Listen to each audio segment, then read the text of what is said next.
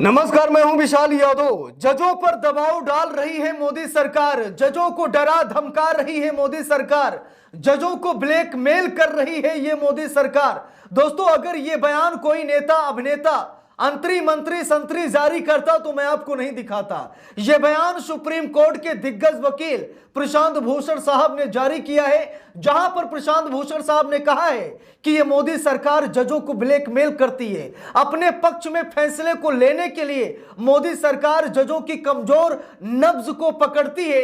यहां तक कि नाते रिश्तेदार को परेशान किया जाता है, बीबी बच्चों को परेशान किया जाता है, बच्चों को जेल में डालने का दबाव डाला जाता है, जिसकी वजह से जज मजबूरन मोदी सरकार के पक्ष में फैसला सुना देते हैं। जरा देख लीजिए दोस्तों, हमारे देश में संविधान, लोकतंत्र की शरेआम कैसे हत्या हो रही है, इसका जीता जागता उदाहरण देख लीजिए। हम सभी लोग कभी कभी चिंतित हो जाते हैं कि जज साहब ने सरकार के पक्ष में कैसे फैसला सुना दिया, जज साहब ने मोदी सरकार पर कोई एक्शन क्यों नहीं लिया।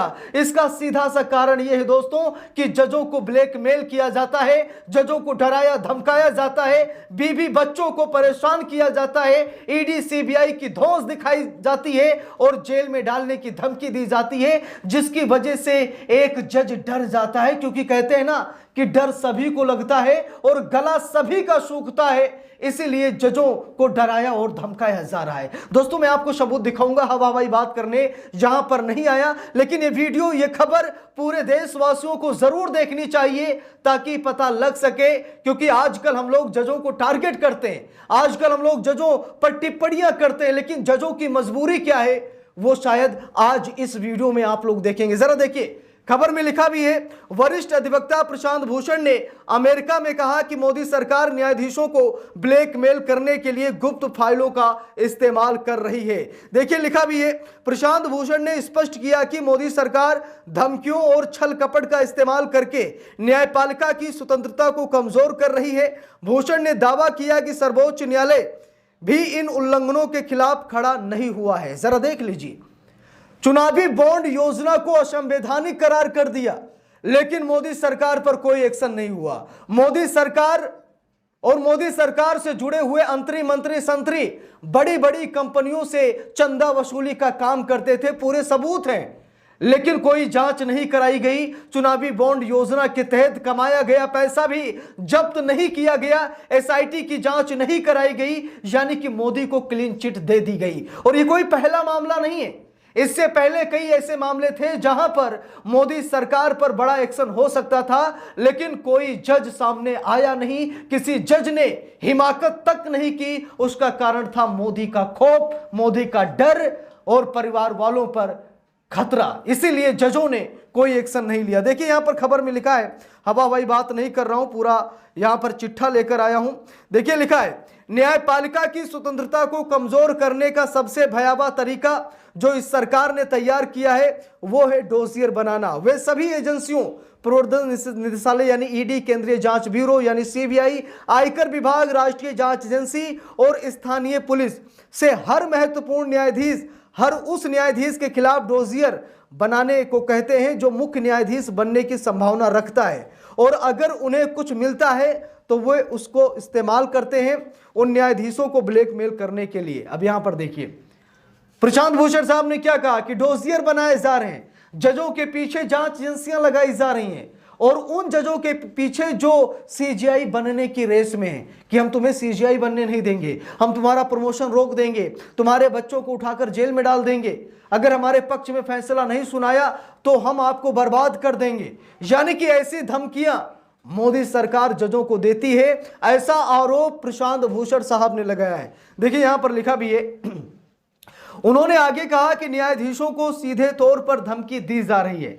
लिखा है, यदि आप इस मुद्दे पर हमारी बात नहीं मानते तो हमें आपको बेनकाब करना होगा या आपको बच्चों को जेल में डालना होगा। मोदी सरकार जजों से क्या कह रही है?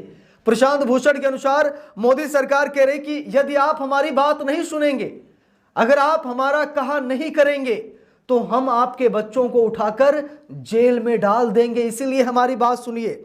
देखिए, यहां पर लिखा है, यह कोई अफवाह नहीं, ऐसा ही हो रहा है।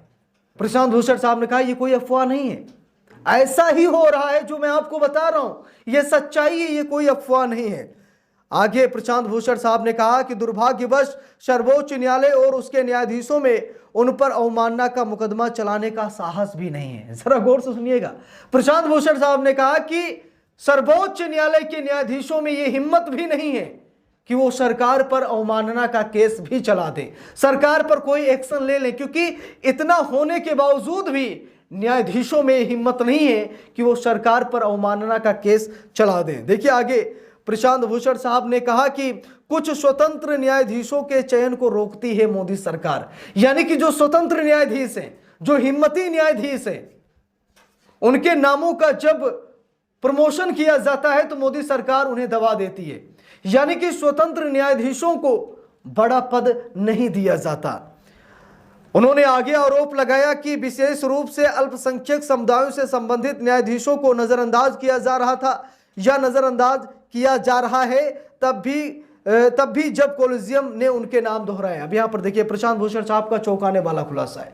प्रशांत भूषण साहब ने कहा कि जो अल्पसंख्यक न्यायाधीश यानी जो मुसलमान हैं, मुसलमान न्यायाधीशों को जब कोलिजियम के तहत उनके नाम को आगे बढ़ाया जाता है सरकार की मंजूरी लेने के लिए, तो सरकार ये देखती कि मुसलमान है तो इसे न्यायाधीश न बनाया जाए, इसे बड़ा पद न दिया जाए। ऐसा आरोप प्रशांत भूषण साहब खुद लगा रहे हैं, जो कि लंबे समय से सुप्रीम कोर्ट के वकील हैं। प्रशांत भूषण साहब ने आगे कहा, उन्होंने कहा न्यायाधीशों में डर है, मोदी की मजबूत फांसीवादी सरकार ने कई ईमानदार न्यायाधीशों को भयभीत कर दिया है। प्रशांत भूषण साहब ने यह भी कहा कि डर इतना गहरा है कि न्यायाधीश सरकार को चुनौती देने के लिए तैयार नहीं थे, तब भी जब संवैधानिक अधिकारों का खुलेआम उल्लंघन हो रहा था। प्रशांत भूषण साहब ने यह भी कहा कि जब खुलेआम संवैधानिक अधिकारों का उल्लंघन हो रहा था, तब भी न्यायाधीशों ने हाथ पर हाथ रखकर सरकार के सामने झुके खड़े रहे, उन्होंने सरकार पर एक्शन नहीं लिया। प्रशांत भूषण साहब ने आगे कहा कि कुल मिलाकर पिछले 10 सालों में चुनाव आयोग एक स्वतंत्र संस्था नहीं रह गया है, इसे एक ऐसी संस्था के रूप में देखा जाता है जो सिर्फ सरकार की हां में हां मिलाती है। प्रशांत भूषण साहब ने चुनाव आयोग को भी लपेट दिया कि पिछले 10 सालों से चुनाव आयोग मोदी सरकार की हां में हां और ना में ना कर रही है, यानी कि सरकार की शरण वंदना कर रही है, सरकार की गुलामी कर रही है, जिससे साफ पता लगता है कि चुनाव आयोग निष्पक्ष संस्था नहीं रही, उसके पास स्वतंत्रता खत्म हो गई है और नरेंद्र मोदी के चंगुल में जाकर वो फंस गई है। प्रशांत भूषण साहब ने आगे कहा कि नियंत्रक एवं महालेखा परीक्षक यानी सीएजी ने सत्तारूढ़ दल द्वारा संचालित सरकारों के खातों का ऑडिट करना बंद कर दिया है। यह ऑडिट पहले की तुलना में 1/4 से भी कम है। हम सभी लोगों को मालूम है कि कैग की रिपोर्ट जो आती है, सीएजी एक ऐसी संस्था है जो सरकारी खर्चों का लेखा जोखा करती है। प्रशांत भूषण साहब ने यह भी कहा कि अब उस संस्था ने लेखा जोखा भी बंद कर दिया है। प्रशांत भूषण साहब ने आगे भी कहा, उन्होंने इंडियन एक्सप्रेस की एक रिपोर्ट का हवाला देते हुए कहा कि धन शोधन निवारण अधिनियम के तहत 90% से अधिक मामले विपक्षी राजनेताओं के खिलाफ थे। उन्होंने ये भी कहा कि अगर वे भाजपा में शामिल हो जाते तो उनके खिलाफ मामले तुरंत वापस ले लिए जाते हैं, यानी कि जो नेता अभिनेता या कोई भी अगर किसी मामले में फंस रहा है, अगर वो भाजपा ज्वाइन कर रहा है तो उसे उस मामले में बरी कर दिया जाता है। तो प्रशांत भूषण साहब के खुलासे चौंकाने वाले हैं, मोदी सरकार की नीति को बेनकाब करने वाले हैं और जज जो डरे हुए हैं उसको एक्सपोज करने वाले हैं। बाकी आप सभी लोगों की क्या राय है कमेंट बॉक्स में जरूर बताइएगा।